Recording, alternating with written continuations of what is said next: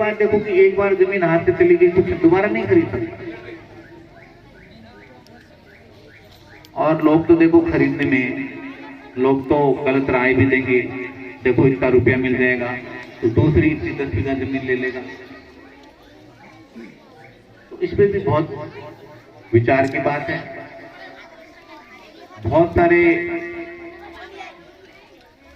बातें हैं, खास तौर से जो रोजगार की जो मैंने बात कही है, इसमें हम कैसे आत्मनिर्भर हों, एक दूसरे की हम कैसे मदद करें, इसको नित्य रोज हमें सोचना पड़ेगा। एक दूसरे की मदद कैसे करें, एक दूसरे को आगे कैसे बढ़ाएं। अगर ये बातें हम सोचें, विचारें और उन पे काम करें, तब तो लगता है कि कदम 2 कदम 10 कदम आगे बढ़ के हम चल पड़े और जो हमारा नौजवान है, जो नए लोग हैं, उनको हम कुछ बता सकें, कुछ कर सकें। हमारे लोग, ये सारे बच्चे पढ़ लिख के जैसे सोच रहे हैं कि भाई मैं ऑफिसर बनूंगा, मैं डॉक्टर बनूंगा, मैं इंजीनियर बनूंगा,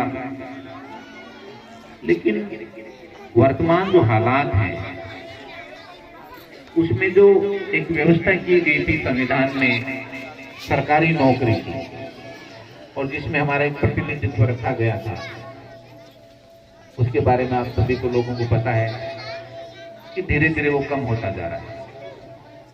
तो इतने जब हर बच्चा बच्ची पढ़ रहा है तो आगे जाके सरकारी नौकरी उसको कितनी मिलेगी, ये बड़ा चुनौतीपूर्ण और कठिन है। इसीलिए आपको जो निजी क्षेत्र है, खुद का व्यवसाय है, उस पे भी हमें विचार करना चाहिए और करना ही पड़ेगा। पहले केवल लड़के पढ़ते थे, लेकिन पिछले 20-25 साल में इतना भारी बदलाव आया है कि मैं तो गांव में जब जाता हूं तो देखता हूं कि लड़कियां ज्यादा पढ़ रही हैं और शायद लड़के कम पढ़ रहे हैं। और सरकारी स्कूलों में तो इस तरह का नामांकन भी है कि लड़कियां ज्यादा हैं। अब लड़के लड़की ज्यादा हैं, पढ़ रहे हैं, लड़कियां, शादी भी दोनों की पढ़े लिखों की होनी है देर सवेर। और जब दोनों के पास रोजगार नहीं होगा तो वो बैठे बैठे लड़ेंगे, क्या करेंगे मैं तो नहीं कह सकता।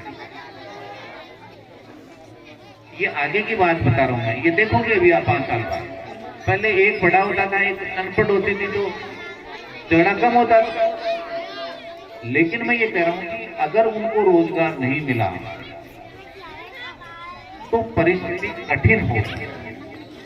इसलिए जो रोजगार की बात, केवल अपन ये कहें कि सरकारी सेवा में आ जाएंगे, सब आ जाएंगे। पहले ये मान के चलते थे कि जो लड़का या लड़की पढ़ाई में होशियार था, प्रथम श्रेणी में था, मेहनत करता था, वो करीब करीब हमारे साथी सब सरकारी सेवा में आ गए। लेकिन अब हम ये नहीं कह सकते। अब बच्चे बहुत बुद्धिमान हैं, होशियार हैं, मेहनत करते हैं, लेकिन इसके बावजूद भी सब लोग नहीं आते क्योंकि सीमित है और नौकरी चाहने वाले इतने ज्यादा हैं तो सब लोग नहीं आ सकते। इसलिए हमें निजी क्षेत्र पे ध्यान देना चाहिए। निजी क्षेत्र में ही सबसे ज्यादा अवसर है। लेकिन आप जब देखोगे सामाजिक व्यवस्था में या व्यापारिक संगठन को, तो आप देखोगे कि वहां हम नामात्र के भी नहीं कर नहीं सकते, ऐसा नहीं है, लेकिन हमारी जो सोच है वो सीमित है।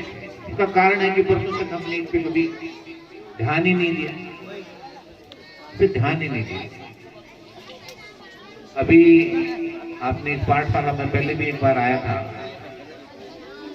निश्चित रूप से इसकी जितनी सराहना करूं, प्रशंसा करूं, कम होगी।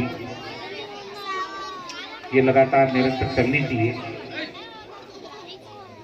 और हमसे जो अपेक्षित सहयोग आप रखते हैं हम स्वयं भी करेंगे, आप भी बताएंगे।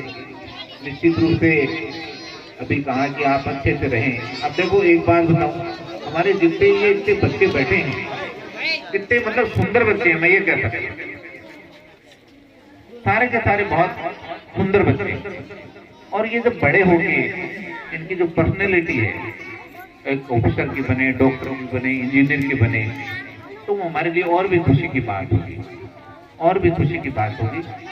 इनके हेल्थ की आप ध्यान रखें, इनके खाने पीने का आप ध्यान रखें, इनकी पढ़ाई लिखाई का आप ध्यान रखें।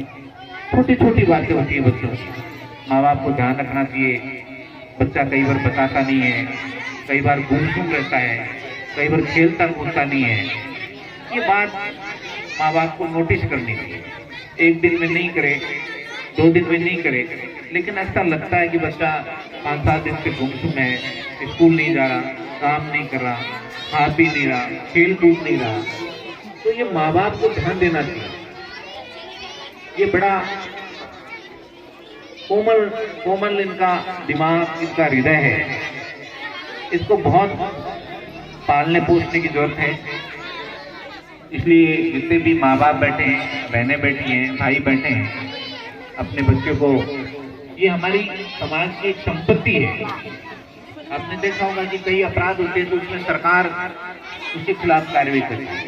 इसका कारण ये है, ये बच्चा आपके माध्यम से समाज में आया है, लेकिन ये संपत्ति आपके अकेले की नहीं है, ये संपत्ति पूरे समाज की है। इसलिए इसको आप जितना बढ़िया बना सको, ऊंचा बना सको, मजबूत बना सको, उतना ये खुद के लिए, आपके परिवार के लिए और हमारे समाज के लिए लाभदायक होगा, ऐसा मैं मान के चलता हूँ। खासतौर से बच्चों को हमें बहुत अच्छे से रखना है, और जो हम लोग हैं,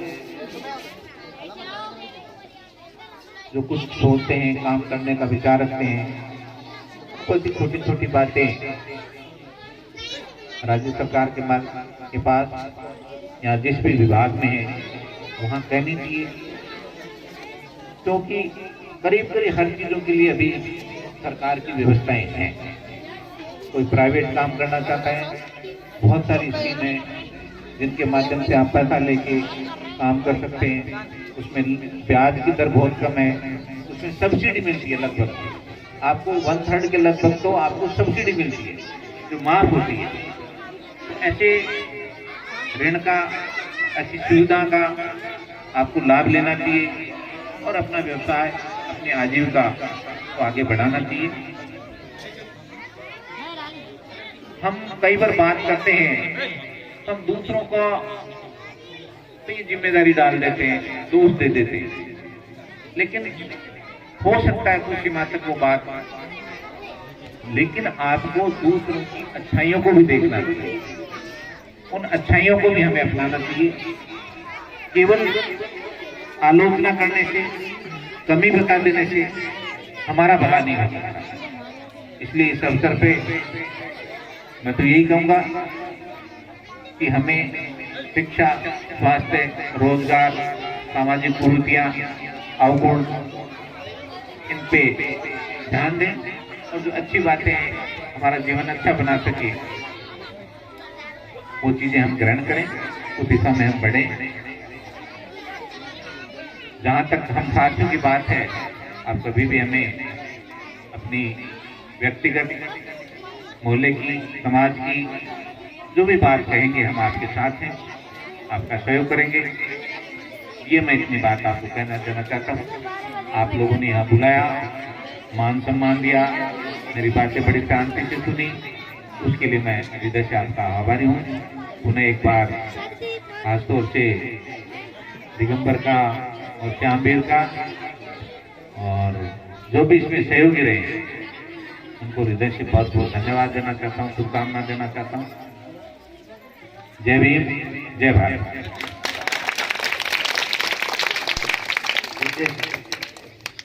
सामान्य साथियों,